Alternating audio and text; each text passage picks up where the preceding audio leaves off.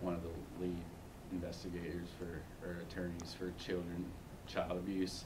What are your main responsibilities, both overall and once you get into the case? Right. All I work on right now, like you said, is child abuse cases. So that would include the more minor injuries, like a spanking that gets out of hand. It would include serious injury, like brain trauma on infants, broken bones, stuff that's just abuse, more typical what we call child abuse cases. Also, some neglect could rise to the level of criminal stuff, and then sexual, which takes up a lot of the. So we've got indecency with a child, aggravated sexual assault, depending on the ages of the kids. I'm one of the people here that intakes those cases, so police agencies, DPS, whoever it may be, will prepare their case, send it to me.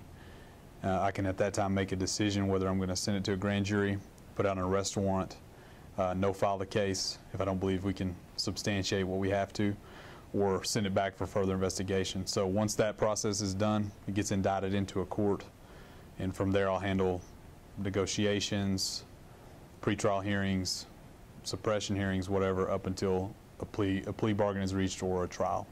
So it's kind of, so what I have now is just all kid cases from start to finish in our office.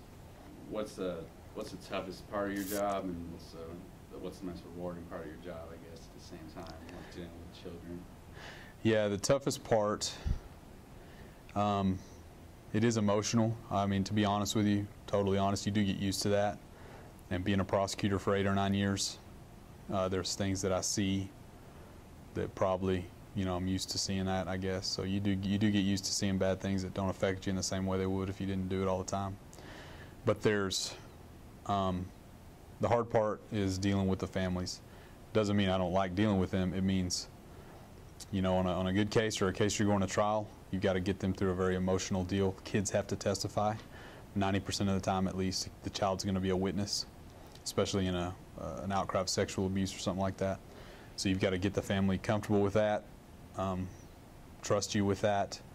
You have to spend more time than I would on, say, an ag robbery, for example, of dealing with families and victims and getting them comfortable with the process. And then the flip side is there are cases like any type of offense where I can't carry my constitutional burden. I don't know if I can prove what happened, or if we're unsure about what happened or who did something. Maybe there's a young child, multiple people in the home, they're injured, too young to testify or to tell anybody what happened. Well, sometimes you just got to look at a parent or a guardian and say, look, we don't have the evidence here to say if this was intentional, for one, or reckless or whatever, or who did it. So you got to make those judgment calls and kind of break bad news to people too. I guess sometimes, not all the time, you can get a conviction in a child abuse case. So I guess when you don't get the proper outcome that you want, what goes through your mind in terms of what the child's situation? The kid's situation? Yes. Well, what's good about it is, we have a good success rate on the cases that we choose to prosecute, especially at, if it's something we're taking to trial, we have a good success rate. Sometimes, you may not be able to get a big prison sentence on somebody. There's a lot of factors I may not be able to say what happened necessarily. So either we don't proceed on a case, or we can negotiate and get the best we can, maybe no contact provision with the kid, or keep that person away from the kid pursuant to a plea agreement at least. So we can protect the kid in that way. But the number one best thing we have is good, we have good CPS people here. CPS has a lower burden of proof than I do. It's harder for me to put someone in prison than it is for CPS to get a kid out of a hurtful environment. So, I know work is supposed to be separated from, I guess, family life sometimes, right. But I guess dealing with child abuse on a day-to-day basis, right. How does it personally impact you and maybe your family as well? Yeah. My wife's a prosecutor also. You take it home, you do. Sometimes you don't, but if you're in trial, trial attorney in trial, you're thinking about that at home. You're taking a shower and you're thinking about your closing argument and whatever. So you always take it home. I guess, so I did a study. I tried to get correlations with some numbers that I found. Right. comparing how much, local organizations or CPS spent per child. Yeah. And then I, correlated that to like see if there was anything between demographics like unemployment, poverty, average income, divorce rate. Mm-hmm. Do you notice any trends in terms of the cases that you see, and like what's the determining factor? What's maybe not determining, but plays a factor in the child abuse? Yes, there are trends. Obviously,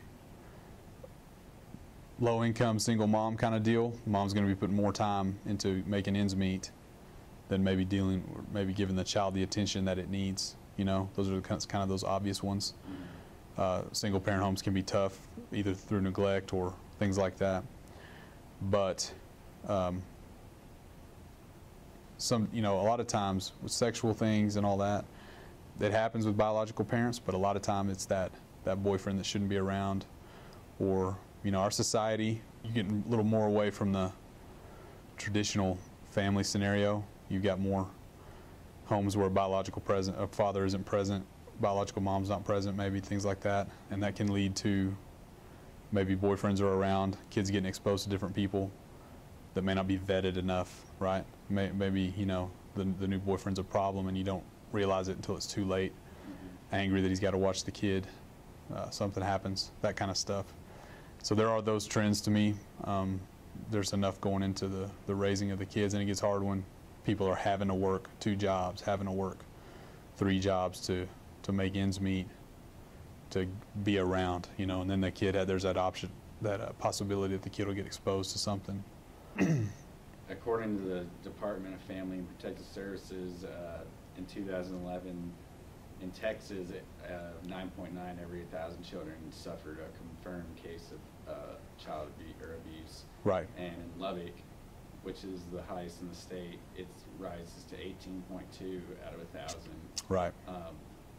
And I guess, what do you make of that? So I guess you got 2 options. Either A, where it's a very dangerous place in Lubbock to be a kid, more so than Amarillo, Houston, Dallas, wherever else. Or B, we're doing something different in terms of either more getting confirmed or more are getting reported. I do think we have a lot of good people working in CPS, in our hospitals especially. I think we do a good job of doing that and bringing everything forward. Law enforcement works well on it. So I can say that I doubt that the people in Lubbock are much different than Houston or other places. I guess, do you notice, is there an abnormally high amount of cases, child abuse cases that you deal with? There's a lot. I don't pay attention too much. A lot of counties are different as far as, you've got counties that have more resources than others. You've got some that have less. So you may have a location that's lacking in law enforcement. Maybe things aren't getting reported or aren't getting handled right. I feel like we do pretty good in Lubbock. We have a lot of cases, and every DA's office in the state is going to move the majority of their cases by plea bargain. If you just do the math on how many cases are presented to this office, and then beyond that, those that that we file, that we proceed on, it's way more than we could ever try. It would cost the taxpayers ungodly amounts of money to try all those cases. We'd have to have 30, 40 courtrooms going all the time to get everything tried. So we negotiate. But there are a lot of them. That's the kind of the nature of the beast for us. So. Right. With funding down in general, to the local child abuse programs, whether it be, it could be for numerous reasons.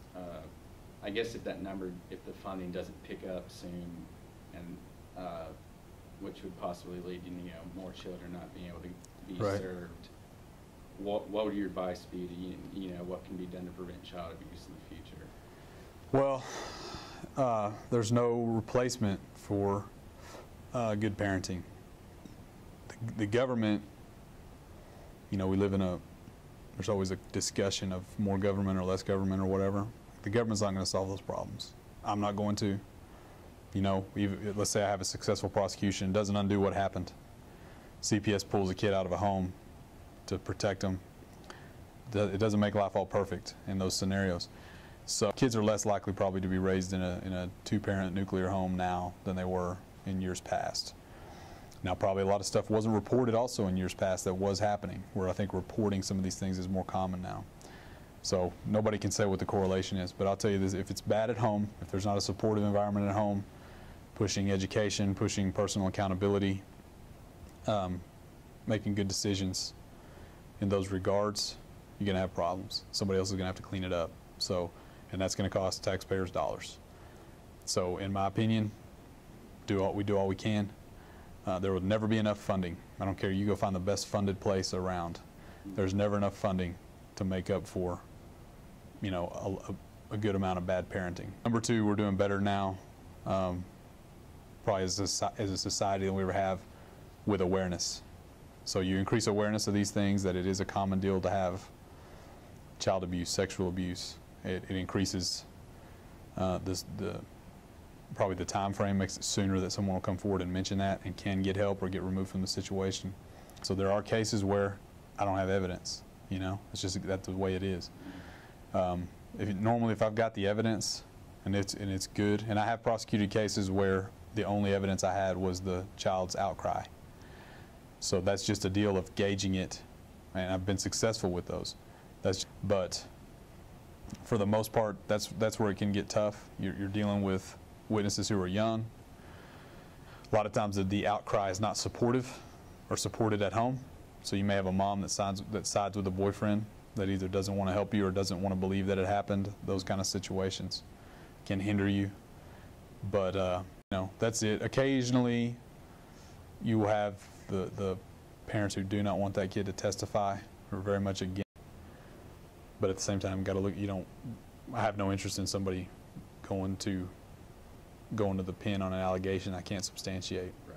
So it's just looking at them and doing the best you can.